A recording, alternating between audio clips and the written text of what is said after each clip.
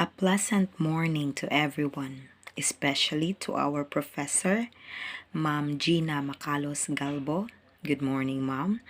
I am Adele Piquero, and I'm here to report today the topic Sample Court Cases, Personal Problems in Education with Court Decision.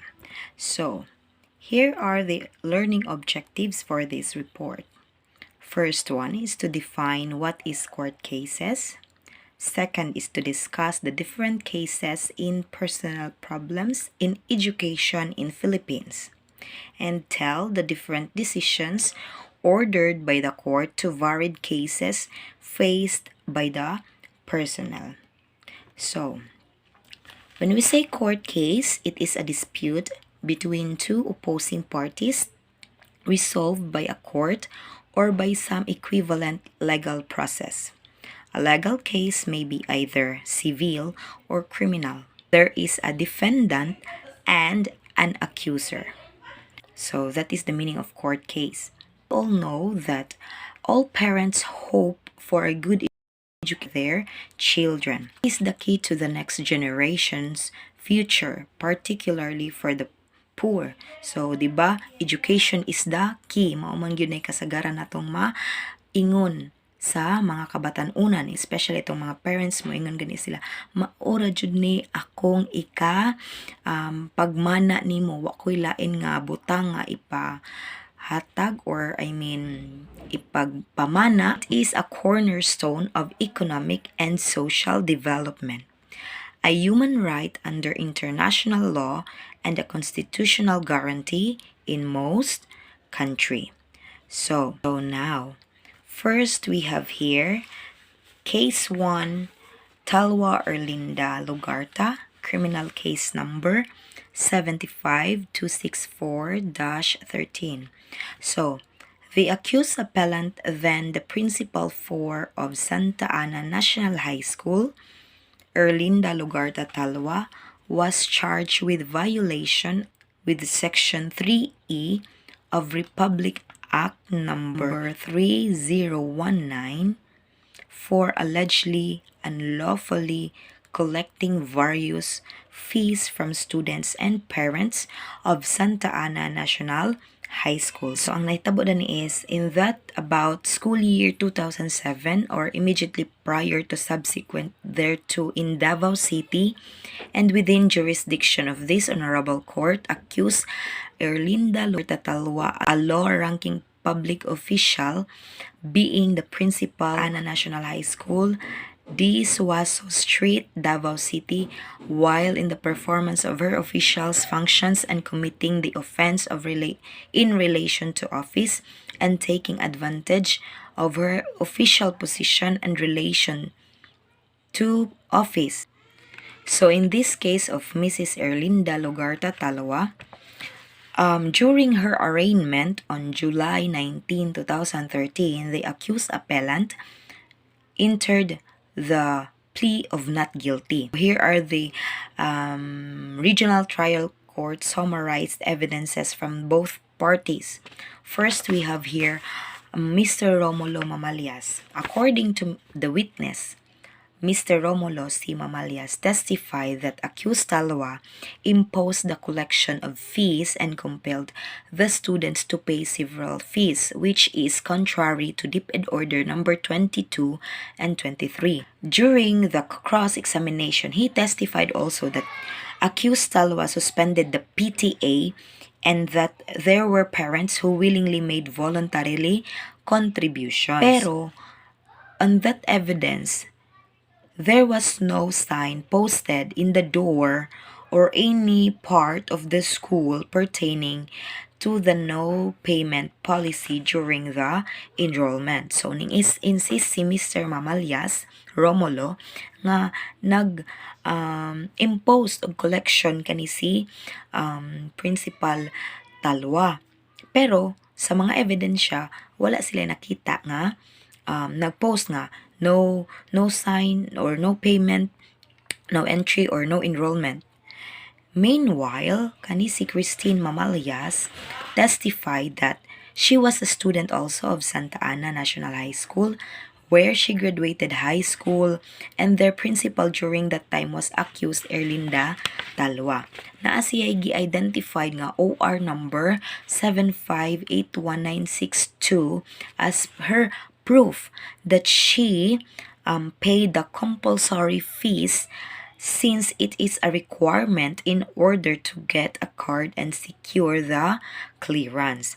She also testified that they made the payment to the cashier. So, gi-insist ni Miss Christine Mamalias kaning bayad siya of this compulsory nga mga fees. But that time, gipay na niya to the cashier. During the cross-examination, witness Christine Mamalias reiterated that the payment were compulsory because it was required in order for them to get the clearance and eventually graduate.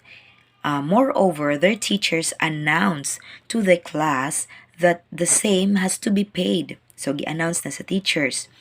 However, the witness testified that she did know any particular instance wherein a card was released to the students even without paying the compulsory fees. So, sa part ni Principal Talwa, nin-testified po siya that during her tenure as principal, she temporarily suspended the scheduled election of the PTCA for the election of new officers since there was a conflict between teachers and parents itself. So, mao to'y di ba giingon ni Mr. Romulo Mamalias nga dapat na ay election pero gi-cancel ni Talwa. Pero sa side ni Talwa, niingon siya gi-cancel sa niya because there is a conflict between teachers and parents.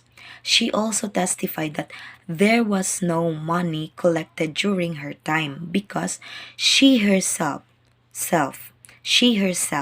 publicly announced to the teachers and parents about the DepEd Order number 23 during an orientation which she called for that purpose. Samantong DepEd Order number 22, it is reads as contribution for the following organization and fundraising activities may be collected at any time during the year, including the enrollment period, provided that a student has already enrolled, and these contributions are voluntary, just like, for example, the Boy Scout, the Girl Scout, the Philippine National Red Cross, and the Anti-TB Education and Fund Drive. So, mo to sa DepEd Order number 22. And for the DepEd Order number 23, it is about the financial matters, collection of funds. Enclosed to this is the revised guidelines governing PTA or PTCAs at the school level, provide for the collection of fees and conditions for the collection. During the cross-examinations, she testified that she prepared the clearance to inform the authority of her retirement and that subsequently she was issued an ombudsman clearance. And that collection she made, she clarified that she relied on DepEd Order number 22. During the questions raised by the court, she clarified that she did not require the teachers to sign the clearance if there is no payment. In fact, there were also diplomas which were released even without the corresponding payment. However, dili na niya ma-identify kung pila ka buok ang na-release that time. So we have here last Manuel P. Vallejo. This Mr. Manuel P. Vallejo took the witness stand as the last witness of the defense. He testified that he was a teacher and designated as the acting administrative officer when he was in Santa Ana National High School way back then. As an acting administrative officer, his work was to assist the principal kung unsay mga memo or mga programs and projects in the school. He testified that during that time, ang DepEd Order number 22 and 23 were strictly implemented by accused Talwa. Did not require any payment for the enrollment since in the first place, he had no custody of the cards.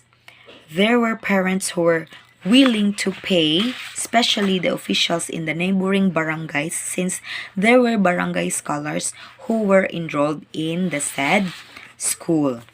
So for this, the regional trial court, the RTC found that accused appellant acted with evident bad faith when she required the payment of the subject fees for the students' clearance and graduation. Therefore, in view of all the foregoing, the court finds that accused Erlinda Lugarta Talwa guilty beyond reasonable doubt of the offense under Section 3E of Republic Act number 3019, otherwise known as the Anti-Graft and Corrupt Practices Act, and hereby sentence her to suffer the indeterminate penalty of 6 years and 1 month as minimum to 7 years as maximum and perpetual disqualification from upholding public office.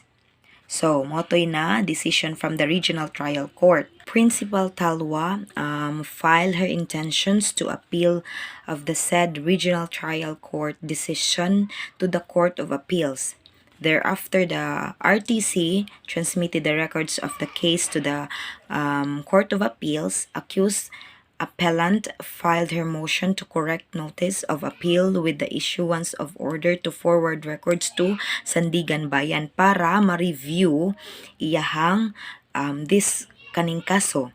At first, in the resolution dated April 25, 2019, this court citing that the designation of the proper court should have been made within 15 day period to appeal, and dismissed the instance appeal for having been improperly filed. Subsequently, this court in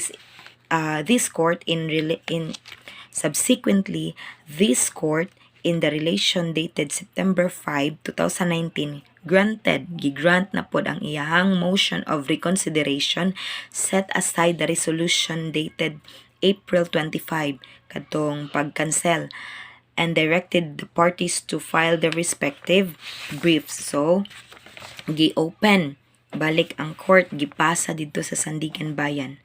So, the court's ruling.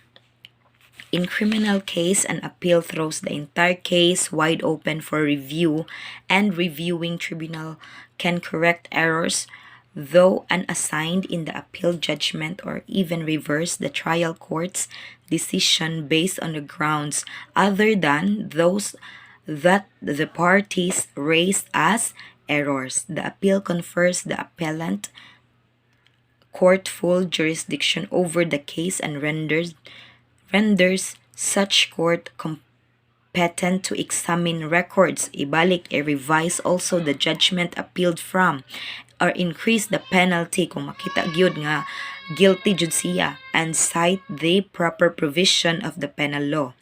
After a review of records, so court's ruling, after the review of records, the court finds that the RTC or the Regional Trial Court's decision should be revised and accused appellant must be acquitted. Why? Na sila yung mga gipang review. So we have here the elements. The first element, the accused was principal 4 at the Santa Ana National High School. At that time, material to the present case, her act of collecting or causing the collection of the subject fees from the parents and students were done in the performance of her administrative and official functions.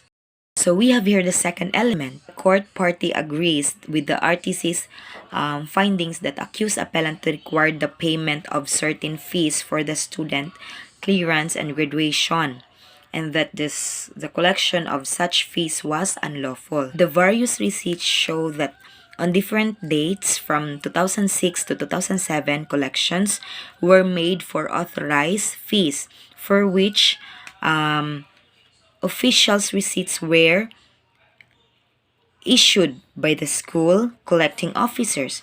Kaning official receipt invariably indicate authorized fees under the column of nature of collection, aside from the authorized fees and other amounts collected from the students and of their parents of this school year, for which receipts the same ra sila.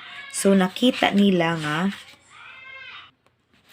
although the official receipts issued by the school collecting officers invariably indicate only authorized fees and the students' clearance forms indicate only legal fees, it appears that two fees are one and the same.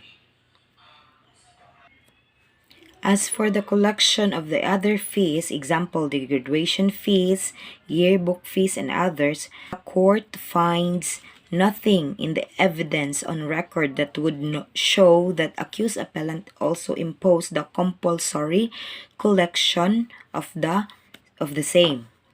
So, the third one So the third element is the RTC found that accused appellant's act caused undue injury to the students and their parents who were forced to pay the subject amounts when such contributions should have been voluntarily paid the pertinent portion. Pero, it says here that the court disagrees with the RTC's conclusion that accused appellant act with evident bad faith. This court is hard-pressed to find, so wala jud sila makita or even hint of bad faith, much less evident bad faith in accused appellant's imposition of the compulsory collections of PGA and authorized fees. There is nothing evidence also on record that would indicate that accused appellant used the amounts collected for her personal use or that they were used for purpose other than those for which they were collected, or that accused appellant acted for her self-interest. The school head of Santa Ana National High School, she was in charge of managing the school personnel and resources. Her responsibility extended to ensuring that the pertinent laws and regulations were complied with. Instead, she willfully disregarded the prohibition against unauthorized or compulsory collecting under RA number 665 and the pertinent DepEd orders, even instructing school personnel to facilitate said collection. So, in the instant case, the undue injury caused to the private party, specifically to the parents and the students, is evident by making the payments compulsory. The students and the parents were mandated to pay such fees which under the law, katong mga Boy Scout, appeal to siya, the same should only be deemed voluntary. Whereas emphasis that in fact the same were required to the issuance of the student's clearance. The compulsory nature of the payments was further bolstered by the fact that there was no a verification slip issued. And then, the students and the parents had no choice but to shell out some money. This court disagrees with the court's conclusions sa taga-RTC. It has long been held that the conclusion based entirely on conjecture or mga haka-haka or mga istorya-istorya and speculation cannot serve as the basis for conviction. So, the regional trial court erroneously ruled the third element of violation of Section 3E of RA number 309 was proved beyond reasonable doubt. Wherefore, the decision dated November 16, 2018, which Principal Talwa found out guilty of the Regional Trial Court case number 75264-13 is hereby reversed and set aside. Accused appellant Erlinda L. Talwa is hereby acquitted for the failure of the prosecution to prove her guilt beyond reasonable doubt. There being no basis to accuse appellant to be civilly liable to the court will not impose any liability. That was the case of Principal Erlinda Talo. At first, na-found out siya sa Regional Trial Court guilty, pero nabapasa na nahatagan og chance og i-review og balik ang iyang case sa Supreme Court, and then na-found na reverse na acquitted si Miss Talwa. So that's it. Now we'll go for the second case. So the second case we have here is the case of Aninag Jeffrey, grave misconduct, committing act of lasciviousness pursuant to Republic Act number 7610, or the Special Protection of the Children Against Abuse, Exploitation, and Discrimination. So, what is this Republic Act 7610? It's the Special Protection of Children Against Abuse, Exploitation, and Discrimination Act, an act providing for stronger deterrence and special protection against child abuse and discrimination, and for other purpose. So, offenses against children, children's prostitution, and other sexual abuse, mao ni face ni Mr. Aninag: attempt to commit child prostitution, child trafficking, attempt to commit child trafficking, child pornography and incident shows and publication, other act of neglect, abuse, cruelty, or exploitation, and other conditions prejudicial to the child's development. But the defendant, Jeffrey Aninag, on August 8, 2011, Aninag filed his counter affidavit denying vehemently and categorically the accusation filed against him. Pero mao ni statement. On February 16, 2011, student AAA filed a letter complaint addressed to the, wala pod gihingan ang name sa school, ang gibutang ra diri XXX National High School Division Superintendent. Said complaints was received by the school division office and then transmitted together with her sworn statement to the Women and Child Protection Desk of Valenzuela City Police. In that said complaint, student AAA accused Mr. Aninag of committing act of lasciviousness pursuant to Republic Act number 7610. Subsequently, a student was joined by some teacher in her school who filed their respective complaint against Aninag before the school principal.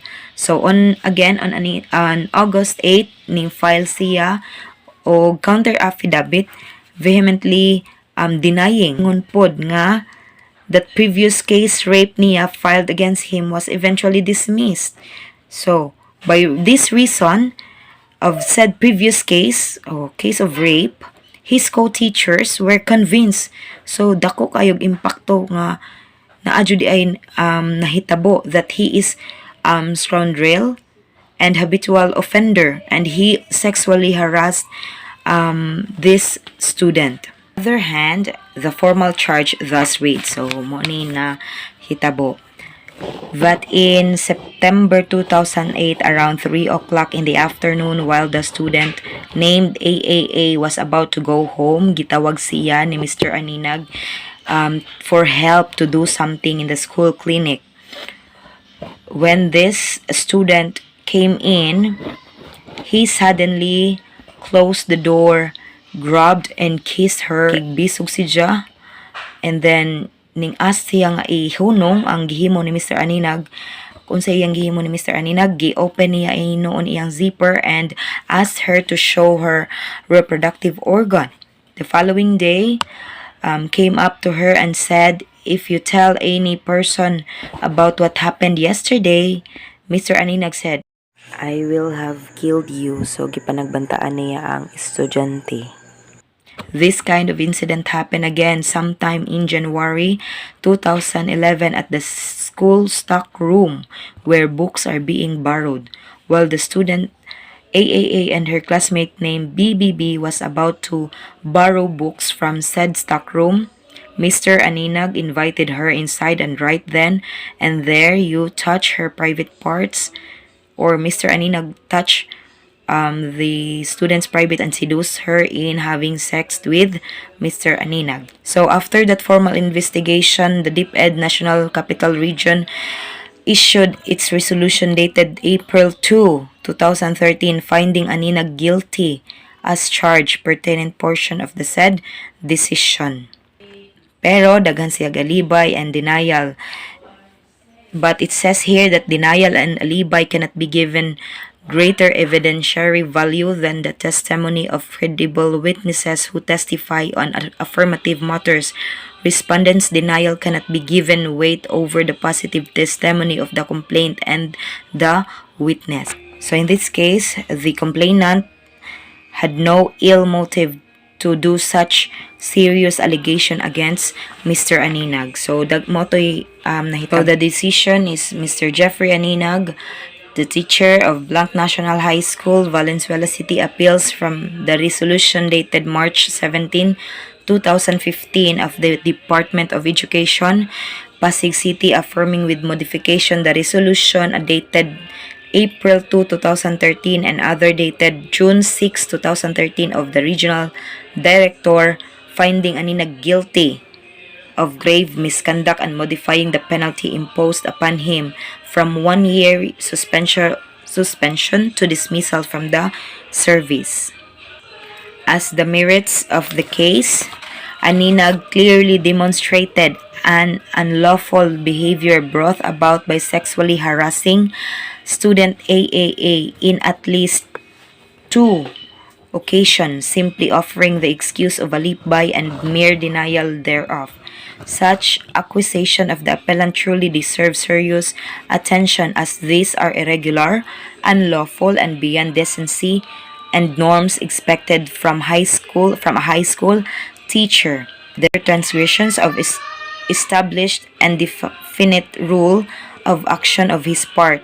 His immoral and threatening acts were without doubt unbecoming of a teacher.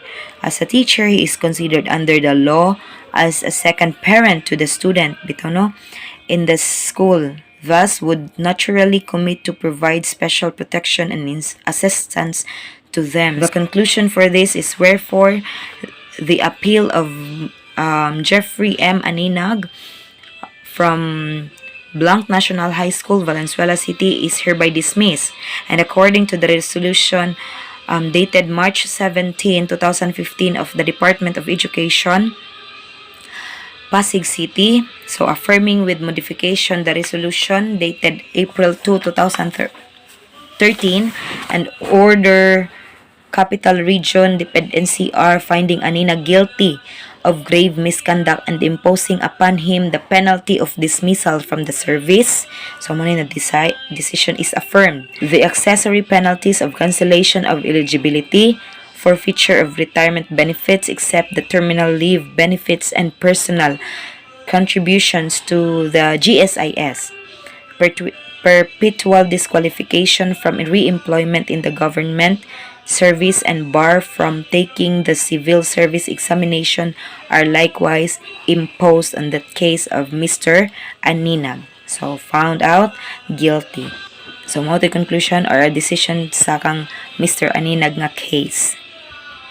So, here are the relevant research findings. According to the study of Transparency International 2008, corruption in the education sector. So, for katong first na case, public demand adequate incentives for teachers and professors and effective control mechanism are the keys to preventing corruption in education sector. Well-educated citizens who are aware of their rights and entitlements are more likely to demand the transparency and accountability required to raise the quality of the country's education system. Build awareness and transmitting ethical values help shape social behaviors and make society intolerant of corruption. In this sense, a good education is itself a deterrent to corruption. For the second case, the study of Anoyasi of 2018 entitled Principal's Perception of Misconduct Among Secondary School Teachers in Delta State, Implication for Counseling Practice. Rosu nag-cite siya 2013 opened that the incidence of misconduct among teaching staff in public secondary schools in South Africa is increasing at an alarming rate, and that the cases of misconduct include insubordination, dishonesty, absenteeism, and late coming, among others. We all know that a school is considered the heart of formal education. Wala joy all parents hope for good education good for their children. It is where students advance and learn. It aims is to provide the basic education and instill values for all learners. The law and society put high regard in learning institution and demand from those serving in them the highest standard of morality and decency. Indeed, those who fail to live up to these standards deserves accountability with the highest penalty and must perforce be removed therefrom to protect and preserve the institution. So, here are the references of my report. Thank you for listening and God bless you.